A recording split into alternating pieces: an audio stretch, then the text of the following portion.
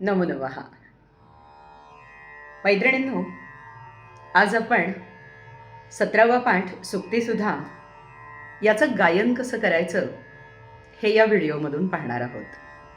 चला तर मग सुरू करूया. सुक्तीसुधा 6 श्लोकांचा काव्यपाठ आहे. आणि मैत्रिणींनो, एका श्लोकामध्ये 4 चरण असतात. एका ओळीत 2 आणि दुसऱ्या ओळीत 2.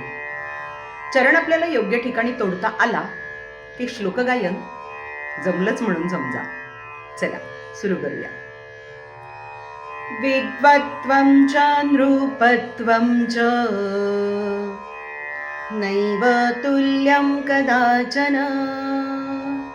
स्वदेशे पूज्यते राजा, विद्वान् सर्वत्र पूज्यते. न भूतपूर्वं न कदापि वार्ता, हेम्नः कुरंगो न कदापि दृष्टः.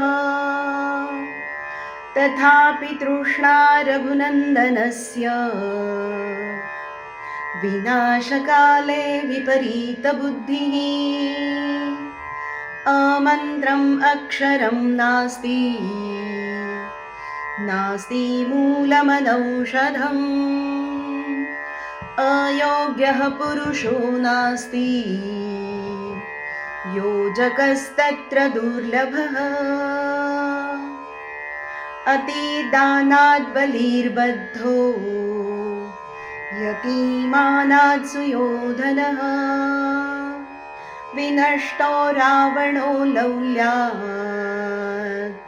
अति सर्वत्र वर्जयेत्. अपि स्वर्णमयी लङ्का, न मे लक्ष्मण रोचते. जननी जन्मभूमिश्च, स्वर्गादपि गरीयसी.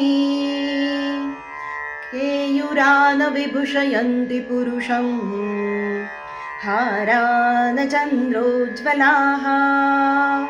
न स्नानं न विलेपनं न कुसुमं, नालङ्कृता मूर्धजाः. वाण्णैका समलङ्करोति पुरुषं, या संस्कृता धार्यते. क्षीयन्ते खलु भूषणानि सततं, वाग्भूषणं भूषणम्.